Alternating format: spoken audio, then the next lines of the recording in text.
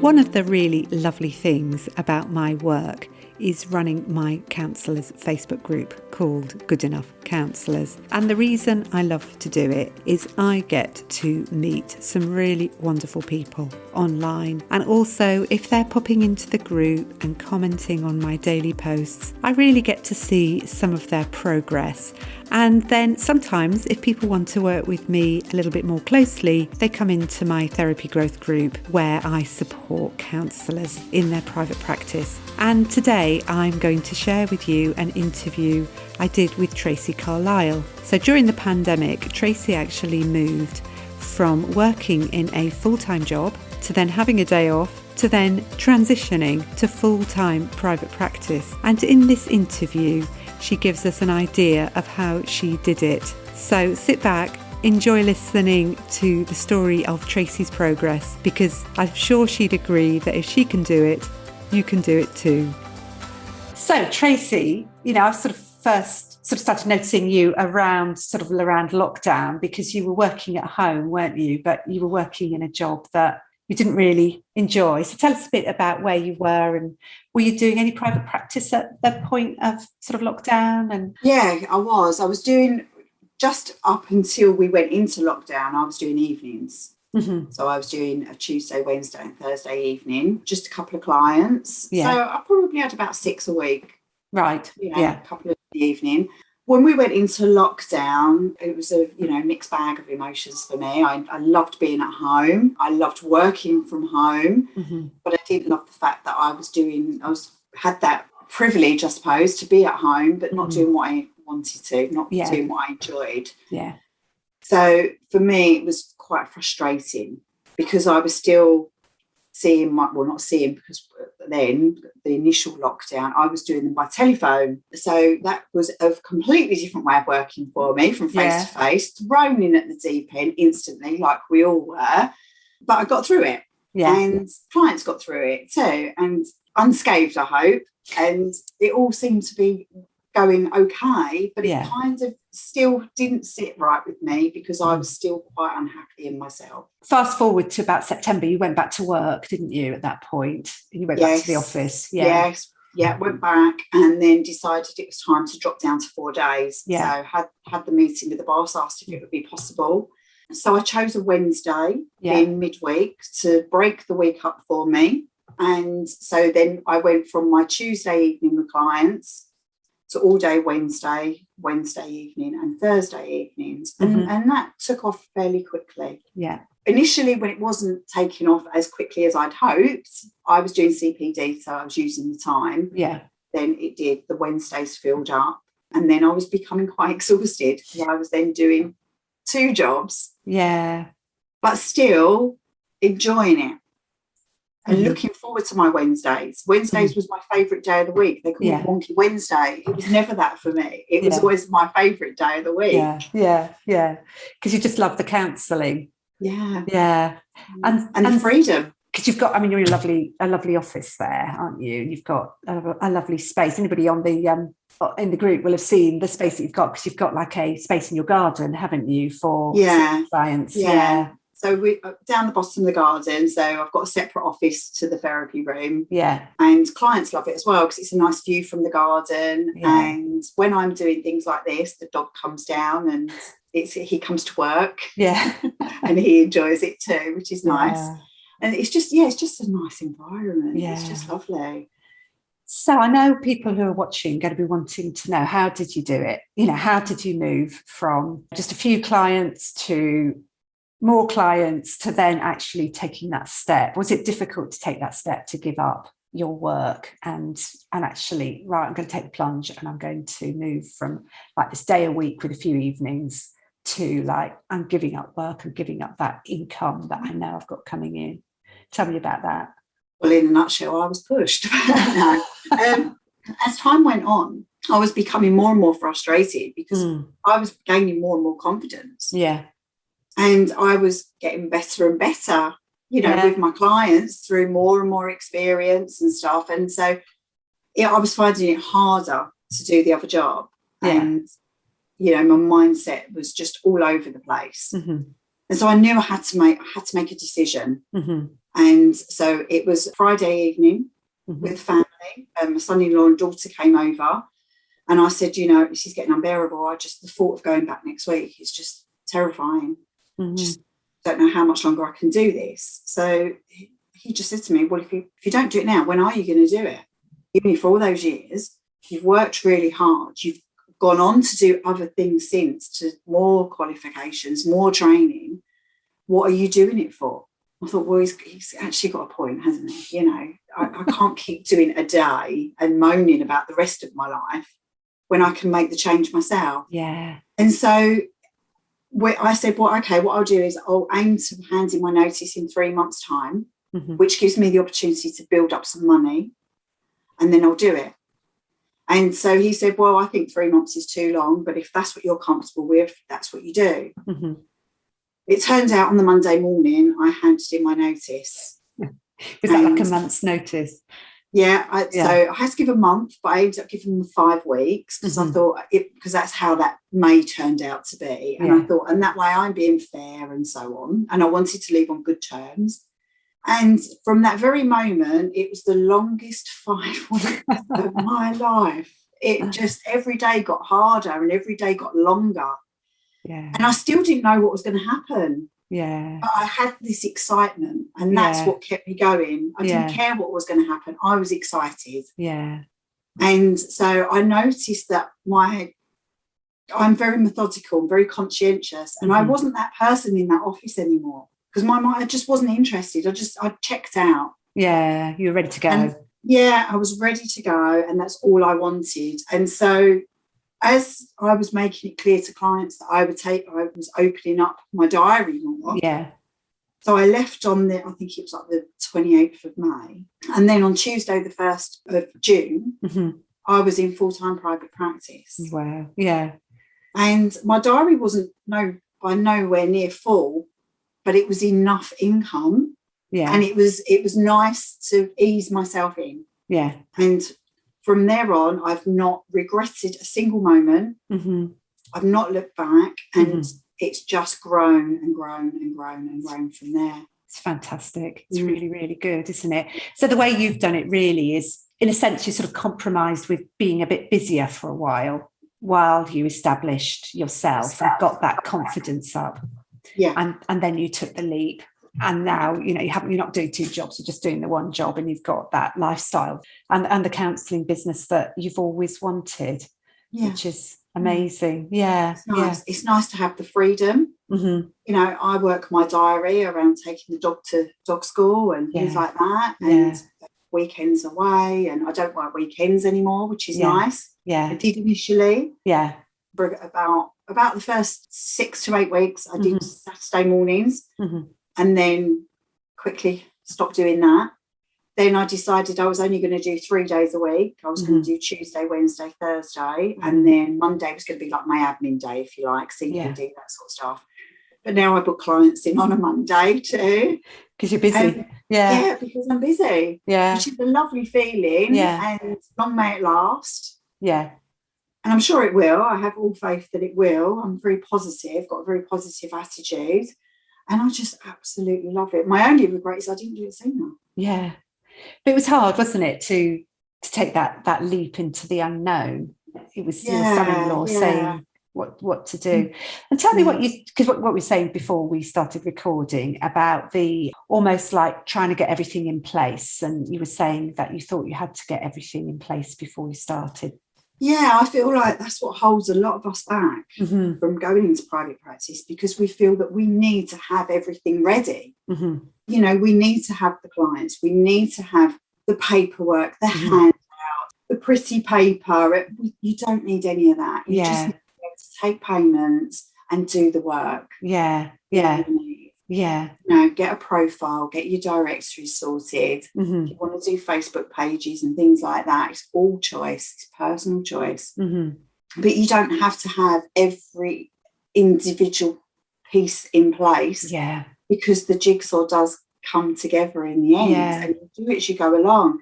And what I found, a lot of the work that I'd put into place, I believed I needed, I've not needed, or I've changed. because doesn't suit that way. So I've adjusted things along the way. Yeah. So I thought, that was a lot of time wasted, really, because as you settle into it and get going, you realise what you need and what you don't need and how you need it. Yeah. So your advice would be just get going, really. Just get going. Yeah. Yeah, it's really just interesting. Get going. Yeah. Don't hold yourself back, because you'll do it.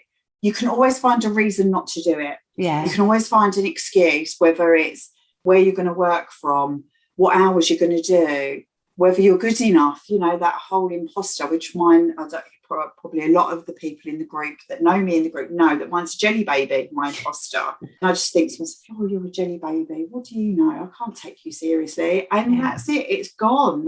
So I think you just got to have faith in yourself and just give it a go. What's the worst that can happen? Yeah. It's really interesting, isn't it? Because you sort of said that you think that's actually the most important thing about getting set up was actually that mindset and just making that leap, really. I think one important thing that you do need to have in place from the very beginning, and again, it will change, but you do need to have it in place, is boundaries. Yeah, go on. You have to know your boundaries, what's acceptable, when you're going to work, when you're not going to work, what you're prepared to bend a little bit, how you're going to be with clients. I'm very adamant with all my clients not to turn up early, because I don't want them crossing on the way out. Yeah. I want them to feel comfortable coming in and leaving. Yeah. And I take deposits so that it covers any late cancellations or DNAs. Yeah. All those sorts of things. So have your boundaries in place so that it just makes things flow a lot easier. Yeah. And you don't have awkward conversations, awkward situations. They're there in place. Put them in your contract. Yeah. Make them aware from the very first session, that very first assessment. It makes a lot of difference. That's helped, yeah. And where do you get your clients from? How did you get your first clients? Because it's often difficult to get the first clients going, isn't it? When you were sort of first setting up. My first ones were recommendations from friends. Yeah. Yeah, word of mouth. Can I just ask, how did you get the word of mouth recommendations from your friends? Is it just sort of like you told everybody that you were told the world? Yeah, go on. I told everybody, this is my dream, this is what I'm doing, and I need to get some clients in. And then it was like, I've got a friend that could do with some help. Well, do I know this friend? No. That's absolutely fine then. Let's have a chat with them and see if I can help. Yeah, brilliant. So so a lot of word of mouth, and now I get a lot of recommendations. I get existing clients coming back, because bearing in mind, before I went into private practice full-time in June, prior to that, for a year, I was part-time, very part-time. So some of those clients have come back because something new's come up for them. Yeah. And they've recommended people. Yeah. So, but with directories, a majority would be from counselling directory. Yeah. Yeah, I get a lot from counselling directory. Not so many psychology today, but definitely through counselling directory. That works well for you. Yeah. So you've got that sort of mixture, haven't you? The word of mouth, probably past clients now recommending you to other new people, past clients coming back to you, and then new clients finding you sort of on the internet and getting you that way. And more so recently through my website. Yeah. Because I've spent time on Google, so that I come up on Google. Yeah. And I've had a lovely website designed by one of our fellow members, which is fantastic. Yeah. And so I'm actually getting people through the website as well now. Yeah. So when you say you spent more time on Google, tell us a bit about that. What have you done? Well, you can register with what's called Google My Business. Yeah. That's it. Google My Business. And so if you spend a bit of time setting that up and setting yourself up as a business on there, then when people go into Google to search, counsellors in Essex or therapy in Essex, all those keywords, you'll come up, you'll show up. But until you go on to Google My Business, it's very difficult for them to find you without specifically putting in your web address. Yeah. And do you go on to Google My Business and add posts and that sort of stuff as well? Or? No, I don't. You just registered, Yeah, I'm not technical to do these kinds of things. I'm not very good with stuff like that, so I tend to shy away from things. But it's still working, isn't it? You're still getting clients. So I mean, if you did all of that, you'd probably be inundated. And I wouldn't have the time to work with clients if I was working on these things all the time. So I mean, you've managed it without it, and probably a lot of it is because you've put yourself out in front of your sort of friends and family and said to everybody, I'm looking for clients. So I do other cheeky things as well. Like if I'm going to the hairdressers, I'll ask if I can leave some cards. Yeah. If I'm going for a facial, I'll ask if I can leave some cards and so on. So wherever I go, I've always got business cards with me. Yeah. And just ask if I can leave a few. Yeah. And generally people will say yes. And I did actually go a little bit beyond that. I bought some tidy little boxes for them to be in, just off of eBay, cheap as chips. Just so that when I was given, they could look at it, well, actually it's tidy. They're not going to get messed around and thrown everywhere. Yeah. And so generally people will say, yeah, that's fine, just leave a few on the counter. Yeah. It's this old-fashioned things, isn't it? It's not necessarily, the internet and all the rest of it, but just, putting your cards out locally and using people that the good old word of mouth.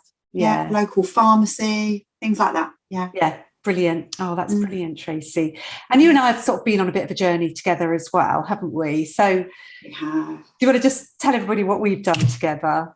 Oh, well, back at the start when I, first come across Good Enough Counsellors, we had a one-to-one, didn't we? And I was kind of I think I was a different person back then. Yeah, come on. I was very unsure of myself, I suppose, and unsure of my capabilities. And what I wanted to do and where I wanted to go. And we had a really good chat for, about an hour or so, really good chat. Yeah. And I've still got the notes to this day. And yes, I have. I have. I do remember that. Yeah. Yeah. So I've still got the notes and I still look back on them from time to time because I think these are good reminders of where you've been and where you are now. But also in those things, there'll always be that little key thing. Oh, yeah, I haven't thought about trying that again. Yeah.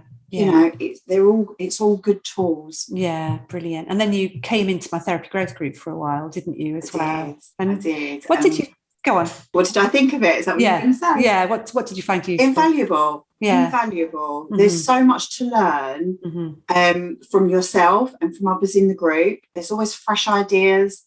Everybody's so welcoming and helpful and supportive. So if you might think you've got a bit of an issue that's a bit ridiculous, I just don't want to share that. You feel like you can because there is no question is a stupid question, is it? That's it. And so put it out there and get some help, get some advice and support. And it's been absolutely invaluable. And the training's been superb. Oh, good. I'm glad you've enjoyed it. But like I said, highly recommend. It's the community as well, isn't it? It's the people in it. And just being able to share and people being at a similar sort of stage and everybody just working together to improve their practice. And, it's just so lovely to reach this point where, you're full. It's like this little bird when it leaves the nest, isn't it? Because you're sort of like just flying and you're independent and, you've got this lovely practice and you're living the career that you wanted to have. Yeah. Living the dream. Funny you should say about birds because my logo is a phoenix. Oh, phoenix and rising people from the say to me, ashes. people say to me, well, what's the bird? It's a phoenix. It has a significance behind it, which I think is quite fitting in our profession. Definitely. And that's what you're helping your clients with as well. Yeah. To help them rise. Yeah. So I recommend to anybody that's on Good Enough Counsellors that isn't on the therapy growth group, it's worth the investment. Thank you, Tracy. You get so much from it. Yeah. What I love about Tracy's story is that I know for many of you listening, there's always this question. And the question is, can I make that leap? Can I move from secure employment to working in private practice? And I think what Tracy shows is that it is possible, but sometimes you have to combine the two for a while because that can help you. But I really also loved what Tracy said, which was, if not now, then when? And that did ultimately persuade her to take that leap of faith. And I think, as you can tell, she was really pleased that she did so. So I hope Tracy's experience has inspired you. I don't see so much of Tracy now in the group because, to be frank, she doesn't really need me because she's got going. She's enjoying working in private practice. And as she said in the interview, she is living her dream. Thanks for listening. Do come and join my Facebook community, Good Enough Counsellors. And for more information about how I can help you develop your private practice, please visit my website, josephinehughes.com. If you found this episode helpful, I'd love it if you could share it with a fellow therapist or leave a review on your podcast app.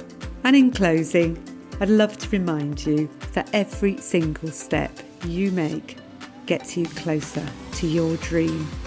I really believe you can do it.